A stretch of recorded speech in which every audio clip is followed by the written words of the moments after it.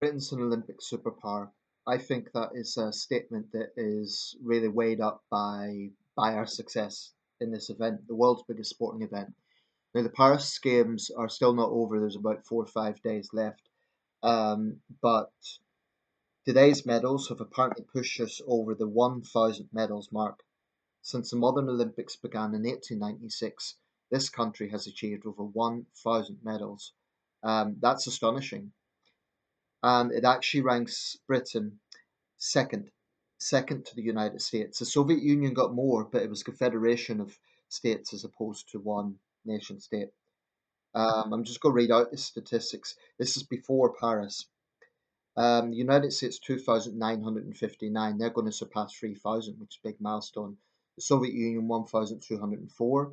It doesn't exist anymore, so the chances are in the next few games, next 20 years or so, we'll surpass the Soviet Union as well. And then Great Britain, 915, and this is before Paris. We've got 51 medals in Paris. So we've surpassed that. This is truly astonishing when you consider that there's about 200 countries in the IOC. We are second, and we're a lot smaller than the United States. Just for the matter of record, the fourth most successful nation is Germany. That's unified Germany, followed by France, Italy, China, Sweden. Sweden is very successful for its population. Um, Japan, Norway. So they're the most successful Olympic nations.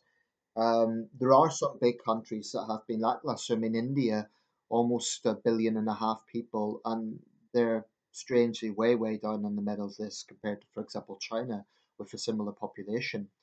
Um, I'm not going to get into the politics of the Olympics, but I'm just going to go through some of the games of my lifetime. Not all the games, but just to show how we have done in recent years, because we weren't always on top form in every games.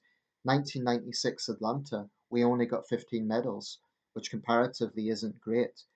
2000 Sydney, 28. 2004 Athens, 30. See, we're starting to creep up now. Something happened in Beijing. We got 51 medals in Beijing. So somewhere between Athens and Sydney, we really peaked up. 2012 London, the home games, 65 medals. 2016 Rio de Janeiro, our most successful Olympics ever, 67 medals. 2020, actually 21, Tokyo 64, Paris so far 51. I think we'll probably round up with 56, 57, 58, something like that. But the point here is we've been doing exceptionally well in recent games. I think it's the caliber of our athletes for sure, but also investment in sports in this country. Um, and a lot of countries get very nationalistic about the Olympics and medal count's a big thing.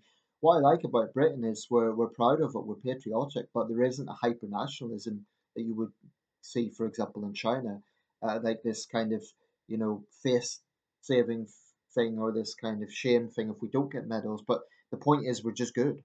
We just do very well. And, amidst the current disorder, the current depressing unrest, this is something I think we should be proud of as a nation state. I remember that wonderful opening ceremony at London in 2012. There was a kind of briefly a sense of national pride. More of that would be good. Now, I'm not saying that Olympic medals changes individuals' lives, but in terms of those of us watching it, but this isn't a particularly happy country at the moment. And I think when we look at the Olympics, we can say, well, this at least is one thing we could be proud of as a nation state. Second most successful country. My only thing with it is Team GB. I've long argued it should be Team UK. GB, Great Britain is an island, it's not a country. The UK is a country. I do feel it snubs Northern Ireland a bit. I know it's Team GB and Northern Ireland, but that's a mouthful. No, the British Olympic Committee has argued, well, you have people coming from the Channel Islands and the Isle of Man, and it's to be inclusive of them, but they're crown dependencies anyway. They're not part of the United Kingdom. Um, and then France, what about overseas France? Other countries that have that situation. I just think it's just a strange decision to name our Olympic team after the main island rather than the actual name of the country. So that's the only thing I have. I do find it a little bit annoying. It should be Team UK, not Team G. But regardless, um, we do exceptionally well. Not quite so resounding in the Winter Olympics. That tends to be dominated by countries like Norway. Paralympics, we do pretty well too. But yeah, I'll just put it out there. Roll up chariots of fire music. It's a wonderful thing. I mean, over 1,000 medals, that's exceptional. There's many countries haven't got a single medal. Bangladesh, population 160 million, they haven't got a single medal. Although to be fair, I think the average Bangladeshi has more things on their mind right now with what's been happening in that country. I will say this, I always feel good for smaller countries that, i.e., with a small population that get Olympic first. Cape Verde, for example, this year got their first medal overall. Like they've never got a medal before in boxing. Um, the Philippines, um, Carlos Yulo got two gold medals in gymnastics. That's a big mark of national pride for the Philippines. Ireland got their first gymnastics medal, Reese McClenaghan. So, it's always good to see when countries get Olympic firsts. The thing about Britain or China or the United States or France or Germany, the bigger teams, the bigger Olympic committees are always guaranteed pretty much to get medals. So, the fact they were saying Atlanta was a bad year for us and we got 15 medals. There's many countries that dream of 15 medals. So clearly there's been investment in sport in this country. That's a very good thing. In my local leisure centre, they have a vest from Rebecca Adlington. Um, I'm not going to do a name check here of all our great Olympians, but just a few comes to mind. Max Whitlock, Mo Farah, Tom Daly, Chris Hoy, Victoria Pendleton, Jessica Ennis, Steve Redgrave. The list goes on. We've had so many great Olympians over the years, and in every games.